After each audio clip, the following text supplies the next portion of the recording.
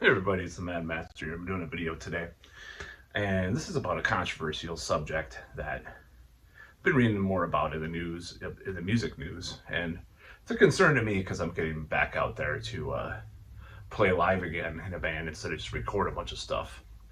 No one really gives a shit about us.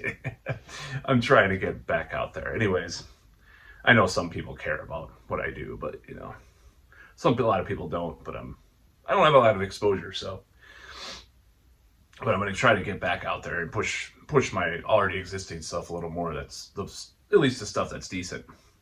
So I've been reading a lot of articles like a Blabbermouth and the media in general about these bands are saying, oh, the costs of touring are too much right now with inflation and all the stuff that we're going through.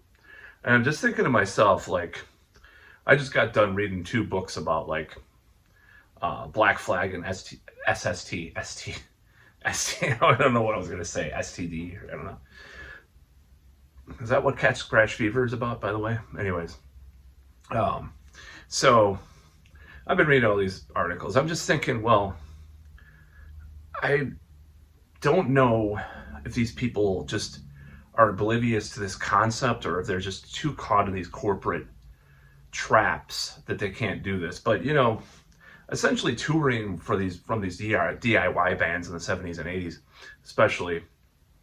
I mean, you slept on someone's couch, you slept in the van, you played like these halls, like an Elks Club or like a Moose Lodge. Sometimes you would rent out places or play people's house parties or, things as such.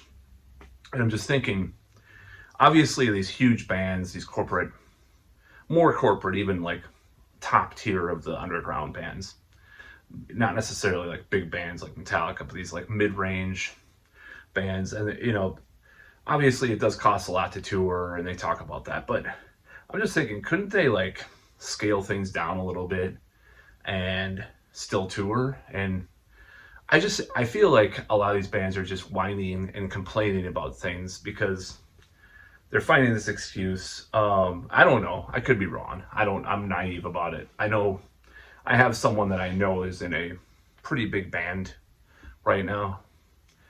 I'm not going to say who it is or what band it is or what kind of genre. I'll just say that I'm related to them. But, they just got done with a tour and, they're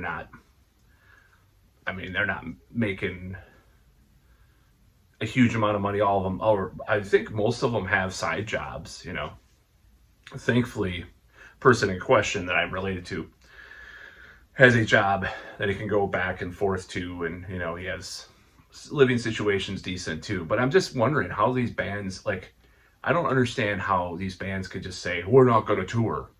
It's just too much money. When, what are they expecting?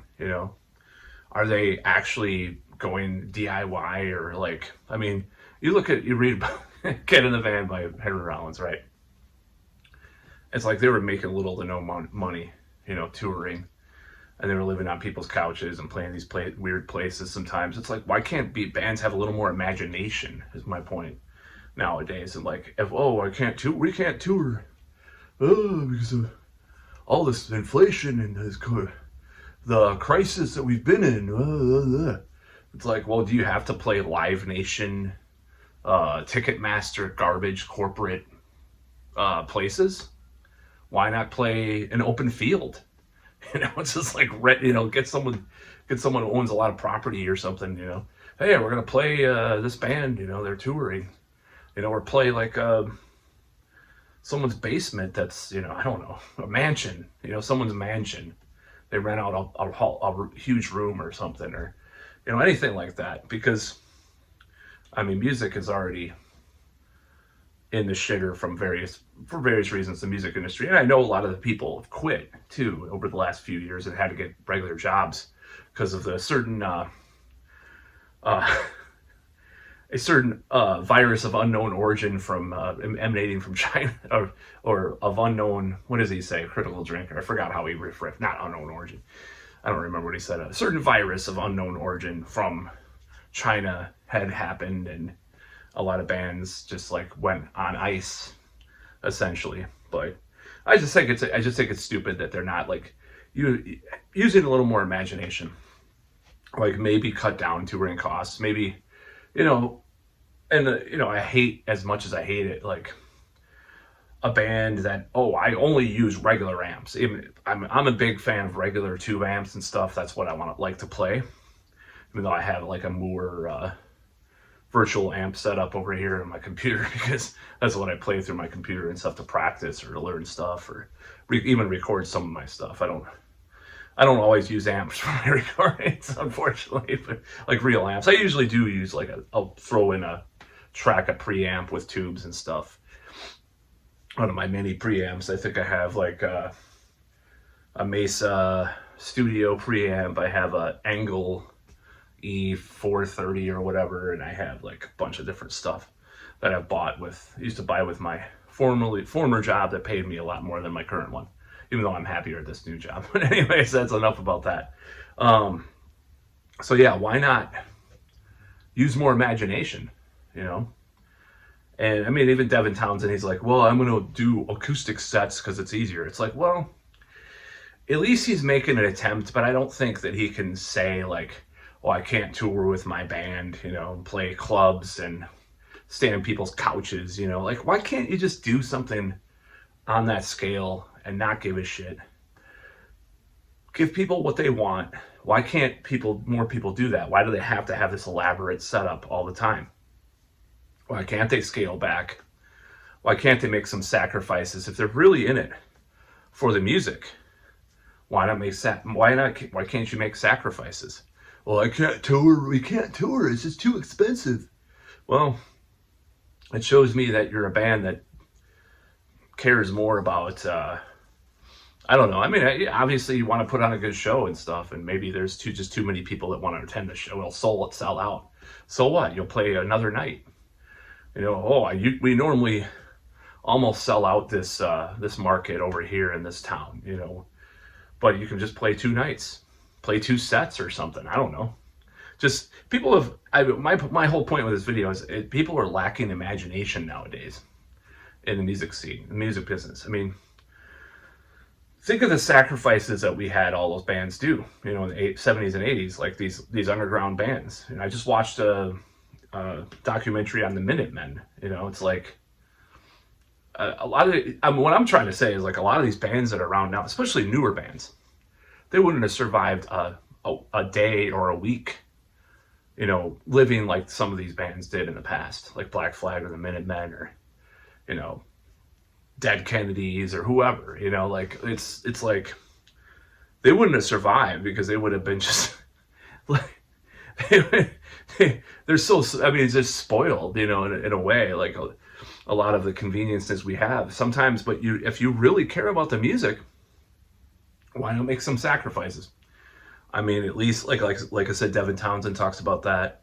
You know, if you normally bring a huge rig with a huge setup and like rack gear and like fucking like Marshall stacks on tour all the time, why not just bring a Moore or a Line 6 or a 11 rack or fucking Axe Effects or whatever is popular now? I mean, it doesn't sound as, I mean, to my ears at least, maybe I'm just nuts, but it doesn't sound as cool as a tube amp.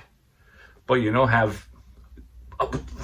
hell, like my band practicing right now, we're practicing at lower volumes because we're trying to get certain things right with these songs that we're doing. And the drummer's playing a V-kit. Why not just, you know, you could put that in fucking several suitcases, take the train around Europe, you know, instead of traveling in a van, buy train tickets to get a train, you know, the Eurorail or whatever, to go on tour that way, but with like a V-kit and scaled down gear. I mean, why do people not have any imagination anymore? You know, it's just like the music. It's like, it's little wonder why sometimes nowadays I've been checking out almost like more indie kind of musicians. Like I was just listening to like this True Widow album in the car, you know. It's like I've been buying these like different albums and stuff by these bands because there's just this very homogenized style of production. This would be another video, but the production of these metal bands is just is chug, breakdown, even like Unleash the Archers. I was listening to them. I really do like them a lot, but it's like the production's just like flat. A lot of these bands. I'm not specifically pointing them out. It's just like flat and just like flatlined and synchronized and quantized and all this stuff and it's like auto-tuned. It's like, have some imagination in music. I mean, like, I only recently got into this album, even though I used to listen to this podcast that the guy used the bumper music, this guy for bumper music, Jay Raytard. I know it's a controversial word, but he's an actual musician that called himself that. You know, I listened to Blood Visions. It's like, to me, it's an amazing album. I know it was recorded digitally, but it just has this rawness to it, you know? You hear all these metal albums that just all sound the same. It's like this almost like sub Andy Sneap-esque, like, who I do like to some extent. I do like Andy Sneap, but like just like this terrible, like just boring, flat sounding thing, you know? And also I wonder what the hell are these guys doing with their money? You know, back to the touring thing, of course, I'm kind of digressing. I just saw Amon Amarth live. They had a huge setup that would make like at least like 82 Iron Maiden envious, you know, with the Viking ships and all this blow up stuff. And it's like, I know they're not like a top 10 band, but they're able to go on tour and do their stuff. They obviously manage their money better. What are people doing that they can't? Oh, I can't tour. It's usually bigger, like larger bands I hear doing this, or like I said, like upper echelon of the underground bands. Like, we can't tour. It's too expensive. Gas is too expensive. We're not going to go on tour. Now, I do have some theories about it too. At least when bands first started saying this. And this is a controversial theory. But of course, people are going to be mad because, especially, what's his name? He used to troll my channel. I think it is because some of the band members or some of the crew, like their faithful crew or whatever, the road crew, you know, we are the road crew, Motorhead. Some of them will not take a certain injection. So they have to use other excuses not to tour certain places. I don't think this is much of a factor now, but early on with these excuses, it was too expensive to tour. Ugh. It's too expensive to tour. We can't tour nowadays. We can't tour. Ugh. You're a bunch of fucking pussies, honestly. Not to use that term. You know, I think that term is a loaded term, but, you know, that's what you are. You're just, like, getting cucked by the music industry, too. I mean, come on. How hard is it to get your shit together in a van?